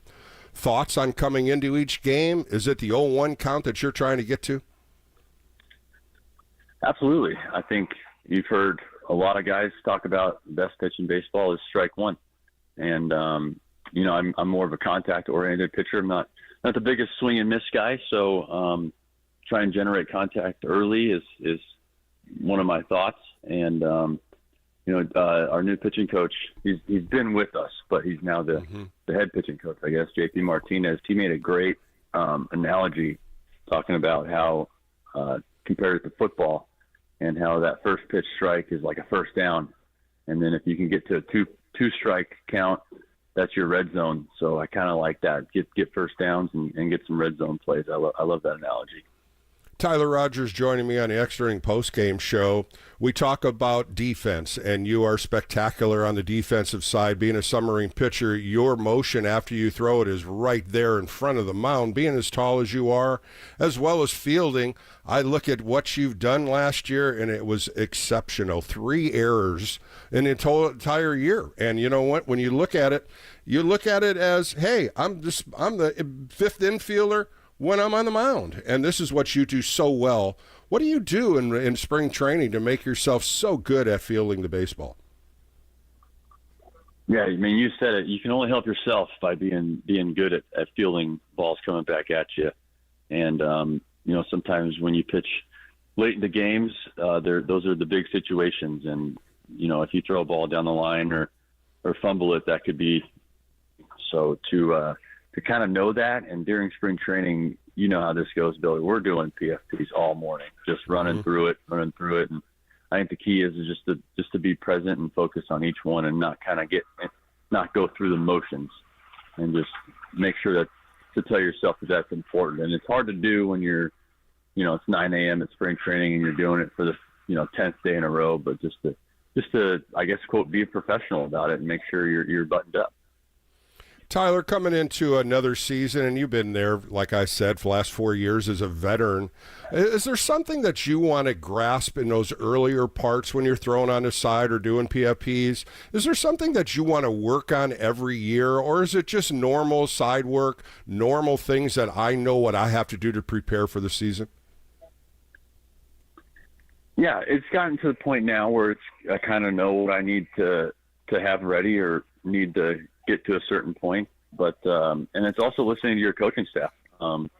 They do a lot of work in the off season and find things that we can all get better at from last season. So it's listen to them, see what kind of things they have to say, and see if there's an adjustment there to make. And as a pitcher, you can always get better at your command. So it starts with fastball command, and that's what I'm really focusing on at the beginning of camp here is fastball command. I'm turning off all the technology, all that stuff. Just make sure we're throwing it in the strike zone before we move further. A few more minutes with Tyler Rogers on the Extra Inning Postgame shows. We're talking at Spring Training 2025. In the wintertime, a lot of guys look at tapes. A lot of guys look at games. Do you ever look at some of the hitters that you have trouble with compared to some of the hitters that you make it pretty easy? No, I can't say that I do. I feel like I can see it in my brain, especially the hitters I have trouble with. And I don't want to repeat myself, but the hitters you have trouble with, it usually comes down to location. So, a lot of times it's like you have trouble with this hitter. It's like, well, yeah, but I've thrown 4 pitches down the heart of the plate and he's hit them. Do I have trouble with the hitter or do I have trouble locating against that hitter? And so that's usually a pretty easy question to answer. One of the pitches that you keep working on is that slider up and into a left-hander, a very tough pitch to throw, but you continue to throw it, and sometimes you get guys swinging at it, and the ball, I think one of the hitters got hit by the pitch. But it's these new pitches that you're trying to gravitate to. Is there anything new in your repertoire that you're working on? No, nothing new. Like I said, just trying to hone it in and make each one more consistent. The one that's out there about hitting the guy or whatever, really quickly, that's not a good pitch. So, let's get better and not hit the guy. Sometimes you get lucky, but let's get better at not letting that one take off so much and get it more in the zone. Let's talk a little bit about Tyler Rogers, a second son now in your family, and you named him Nolan Ryan Rogers. Tell me a little bit about that. Yeah. So he's about 5 weeks old now, and my first son is about 2.5. Both their middle names are Ryan. My wife's maiden name is Ryan, so it just kind of so happened that it worked out that way, and it was really cool. I ended up getting a phone call from Nolan Ryan himself congratulating me on Nolan Ryan Rogers being born. So that was really cool. So not that we weren't Nolan Ryan fans before, but we are big Nolan Ryan fans now. Oh, when I saw that, I said, oh, my goodness, is he going to be a submarine pitcher, or is he just going to come out and throw in gas? And I bet you Dad wants that gas coming out of his arm. Absolutely. Well, of course, we got to talk about your brother Taylor Rogers for a minute here, getting traded to the Cincinnati Reds. Of course, last year during the trade deadline, there was a lot of rumors about Taylor getting possibly traded. How did the Rogers family take it, and was it a surprise to Taylor? Yeah, I think it was a little bit of a shock, but he's a professional and he knows this is a business, and we're just thankful we got 2 years together. Guys in bullpens normally don't get to spend 2 seasons together in the same place. So for me and him to be able to do that for 2 seasons we're so thankful for it. We know we did it the right way. We enjoyed every second of it. So there's no regrets looking back at it. Just thankful for the time we got. And what's very cool is you guys open up in Cincinnati, so the Rogers brothers will be out there on opening day. Yeah, how about what a coincidence that is, right? And then they come to San Francisco. I think 6 of our first 12 games are against the Cincinnati Reds. So it'll really set in when I go the next 5.5 months without seeing him. That's when it'll really set in that he's not here anymore.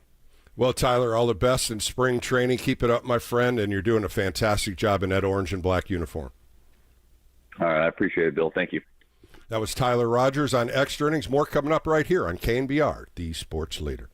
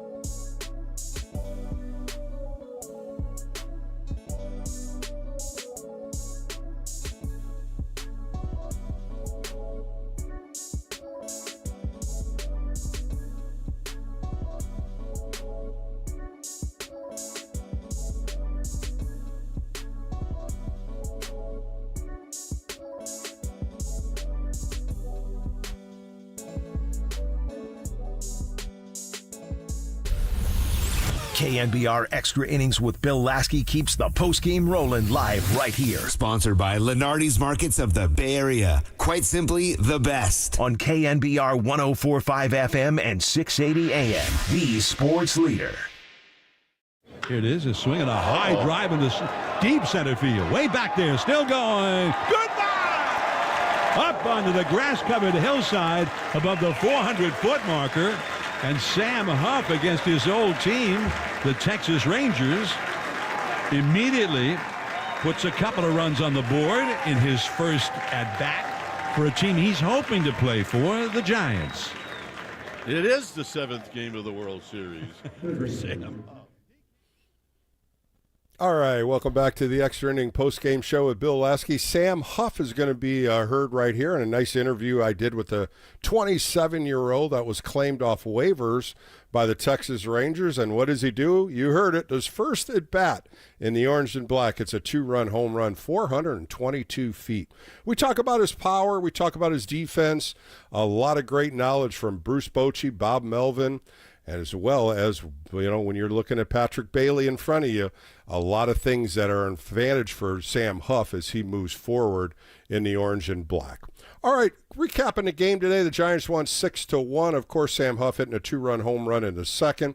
Luis Matos with a key 2-out base hit in the fifth to score the third run. And, of course, the big story today was the ninth inning when Bryce Eldridge came up and hit a 455-foot bomb to center field, his first home run in the big leagues, as well as Grant McCray finishing up with an opposite field home run, and the Giants scored 6 runs on 11 hits, 3 home runs. And again, Jeff Lamb, who's trying to make the team, is a backup first baseman, pinch hitter. He had a nice 2 for 3 today, and Brett Wisely also in that mix at second base, trying to make that team. He also had 2 hits in 3 at-bats. The pitching staff was led by Landon Root. Of course, we saw him last year. He was spectacular today, getting in the middle 90s with the fastball. He went 2 innings, no hits, 1 walk, 3 strikeouts. He had that devastating 12-6 curveball, that really sharp curveball. And now he's throwing a slow one, and he had a couple nice swings and misses. After that, Romero, Tang, Peguero, Waits, Burgess, Diaz, and Garza, a lot of young arms mixed in with a couple non-roster older arms. They all threw 1 inning each. Only giving up a home run was Raymond Burgess, but everybody else threw so well today as the Texas Rangers only had 4 hits and 1 run. The Giants start tomorrow at Scottsdale Stadium. We'll hear that first pitch with John Miller and Dwayne Kuiper. Logan Webb takes the hill.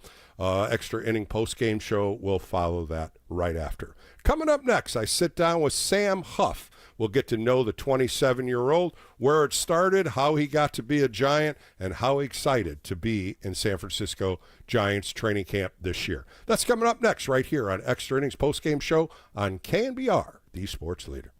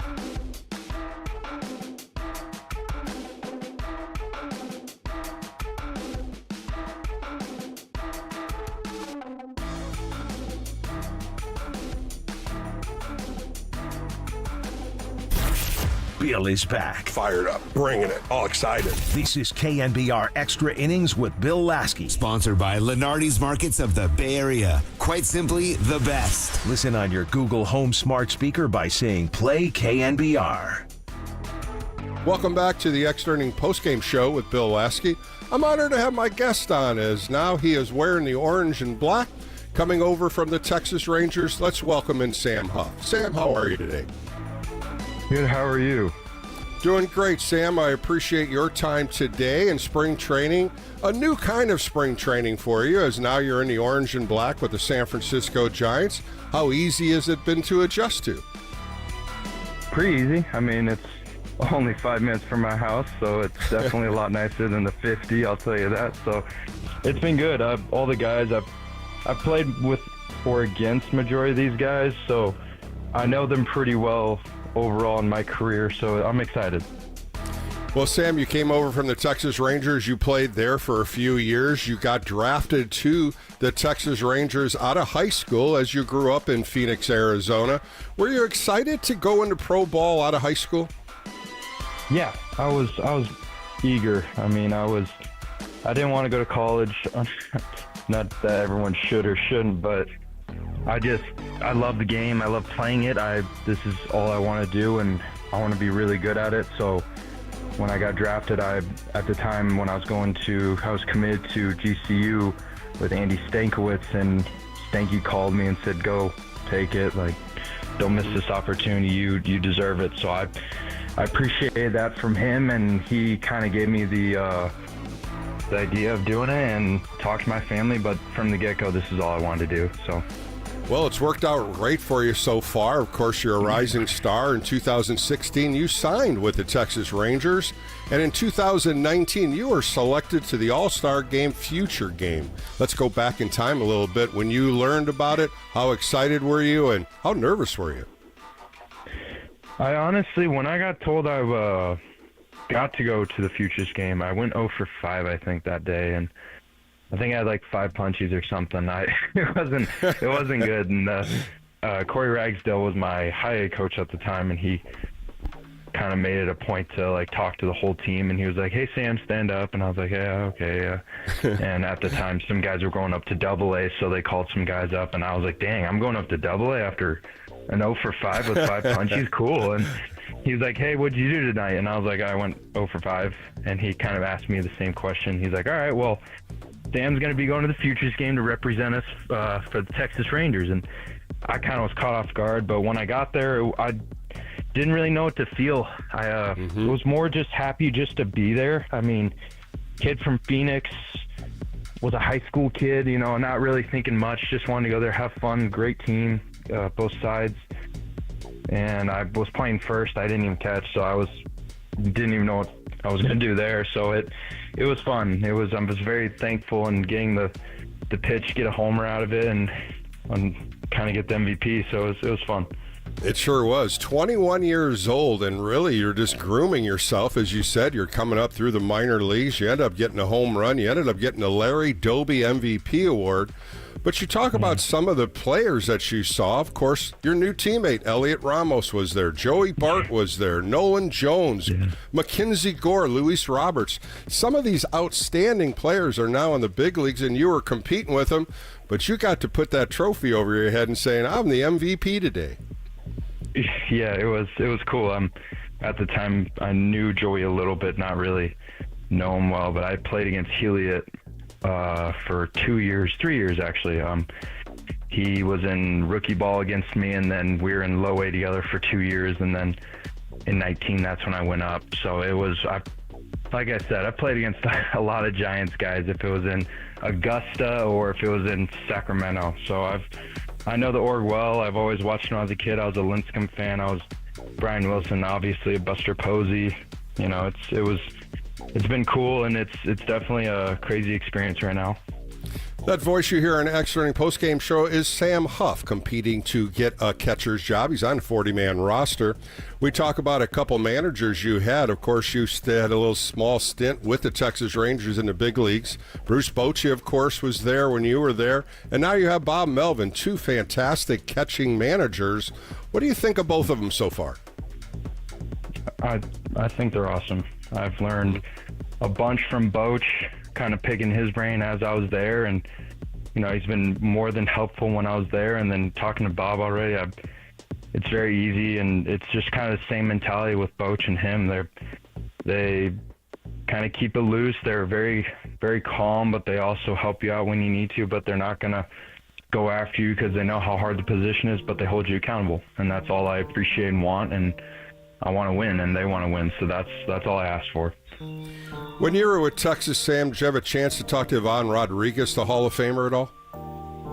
I actually, I met Pudge when I was young, and we were in San Diego in 23, and he came up, and apparently he was asking for me. I didn't know.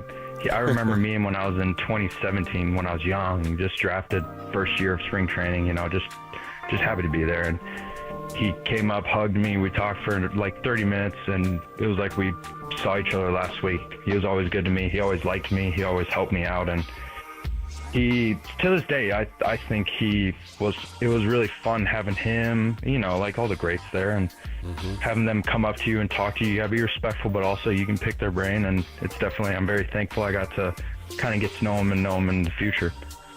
Let's talk about a couple of things about the catching position. Of course, the one-knee framing. You've done it over with Texas. Now you're here with San Francisco. What do you like about it, and what don't you like about it? One knee, it's definitely a lot easier on your body. Being 6'4", 6'5", I take it to my advantage. But also, it's tricky. We talked to Bob, we talked to Matt Williams about it, and you gotta be sure when there's runners on third. You gotta make sure you're in the right position to block the ball or catch, and make sure the ball doesn't get past you. And the biggest thing is catching the ball. And I think, it puts you in it puts you in the right position. You want to make the right moves, but also you gotta make the moves to the balls that you don't think you're gonna get, or that they're way out of your realm, but you gotta make sure you stop it so no one scores. So there's a fine line with it, but I love it for body's sake.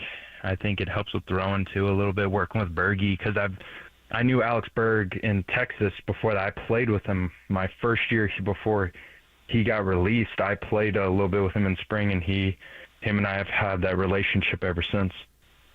Framing a pitch. Pitchers love it when you see catchers framing a pitch, stealing a pitch, a ball that could possibly be on that outside corner. Some things you work on to frame a pitch. Tell me what you do to make yourself better at that.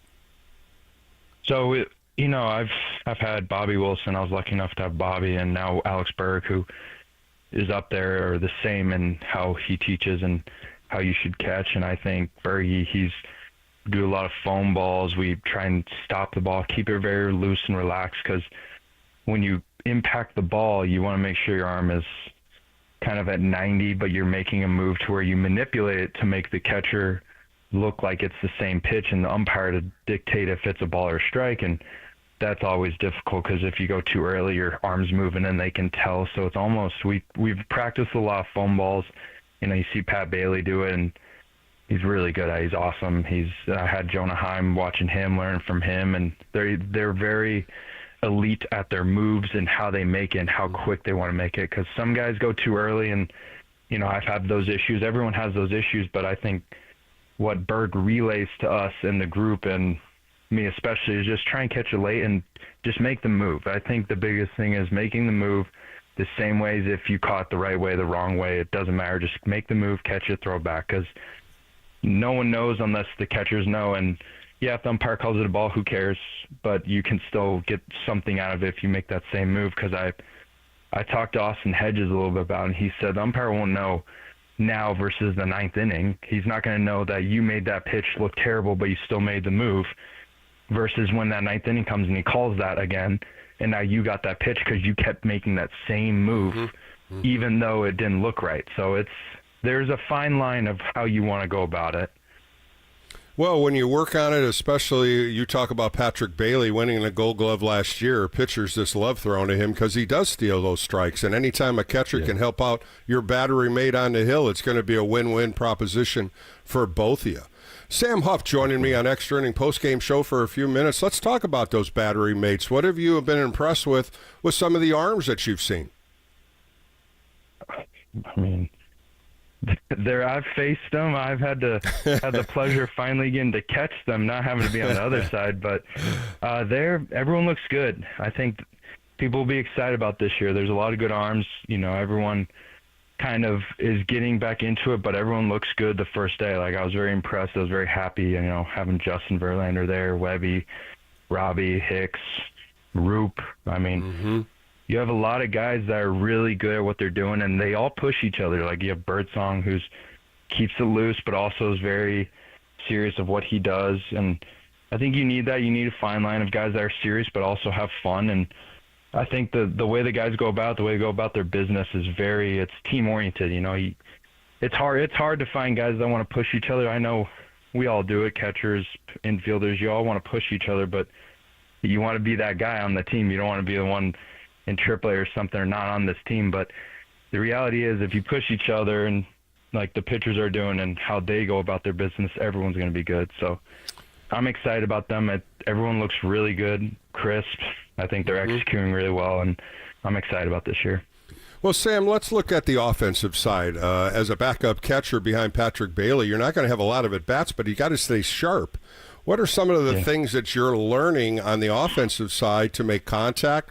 Because I know one of the things Pat Burrell and all the hitting coaches, they want to cut down on the strikeouts. And I think that's going to be a major, major plus if you can do that and put the ball in play. What have you learned so far from your hitting instructors?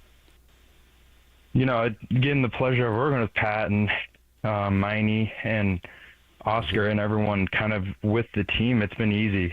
I was old school coming up, how I spoke and how I preach things and how I think. I'm a right center guy, and I got to a rut where I got too rotational, trying to pull balls. And as a player, I have a good amount of power. I don't need to try and pull a ball every time. I can hit a ball line drive the other way. So it's been a lot of staying tall, staying through right center. And if they leave a pitch over the plate, crush it. But overall, pop-ups aren't going to do me any good, obviously, in San Fran. And personally, that's okay. I've always been a line drive guy, but last couple of years, I think I've gotten into a rut of just being too under it, trying to make a move that I don't need to do. So we've simplified a lot, trying to get out of my old habits and keeping it simple and easy. That's the biggest thing. Being comfortable, simple, easy is what Pat and I have been really hammering down on. Those are great subject matters right there, and Pat is one of the better instructors. You talked about Tiny, Damon Minor, two good guys that have been in the organization for many years. Let's just about a little more detail of the hitting. Where do you like to hitting in the order? Is it something bottom, middle? Is there anything that you like to feel comfortable when you're looking in a batting order? You put me anywhere. I learned that at a young age. I was just happy to be in the lineup. It didn't matter if I was ninth or leadoff. It doesn't matter the situation. It's always going to find you. Runners on, whatever. It's baseball, and it doesn't matter if you're batting first, fourth, seventh, or ninth. It shouldn't matter because we're all elite.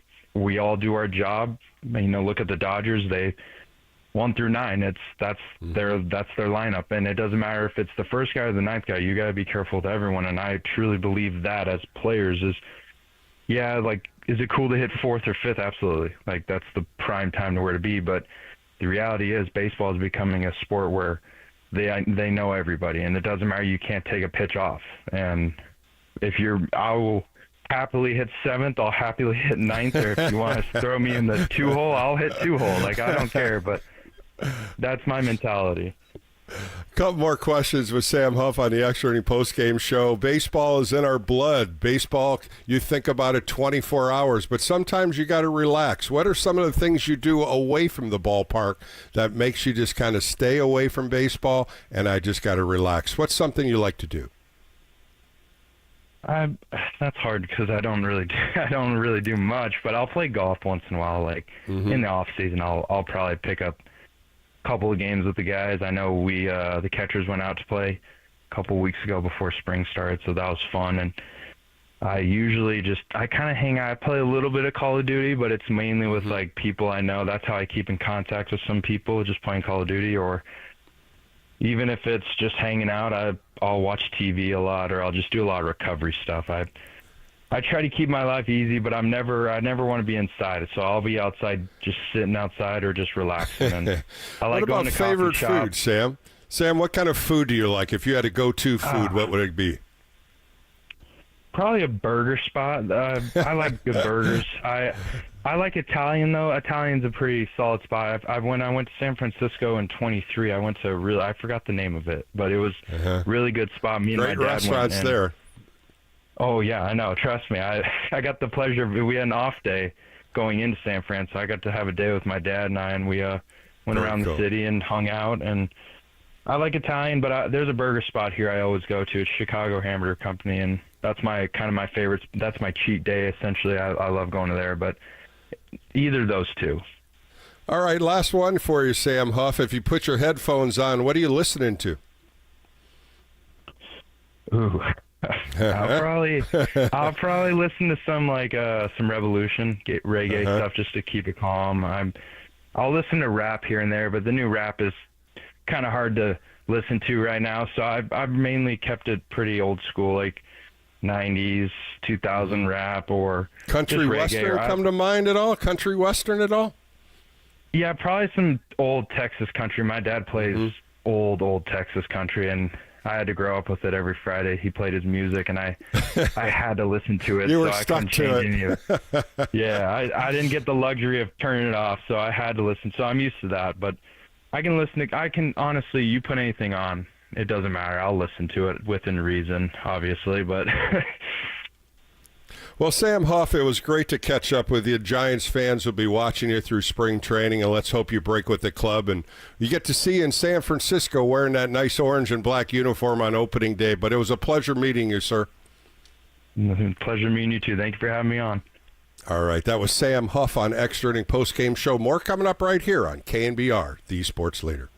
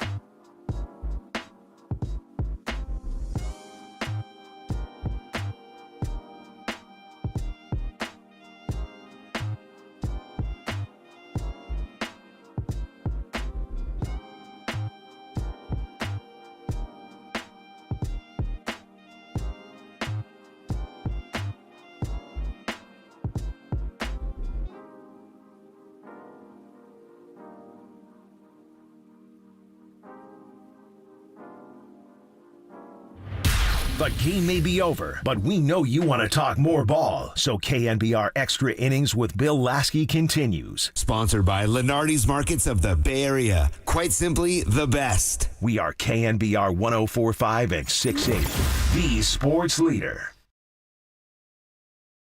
Welcome back to the Extra Inning post-game show as we finish out the first show for the Cactus League. The Giants won today in surprise 6-1. 3 home runs by Huff, Eldridge, and McCray led the Giants to 6 runs on 11 hits. Great pitching today as the Giants pitchers, 8 of them, only gave up 1 run on 4 hits. Tomorrow, Logan Webb takes the hill at Scottsdale Stadium. You can hear it right here on KNBR with John Miller and Dwayne Kuiper. For Bill Lasky, I'd like to thank Kyle Haar and my guests, Tyler Rogers and Sam Huff. You can hear both those interviews on the KNBR podcast. We'll be right back here tomorrow right after the game. Extra Inning post-game show will be up again after the second game of the Cactus League. You have a great night. For Bill Lasky. Once again, more coming up right here on KNBR, the sports leader.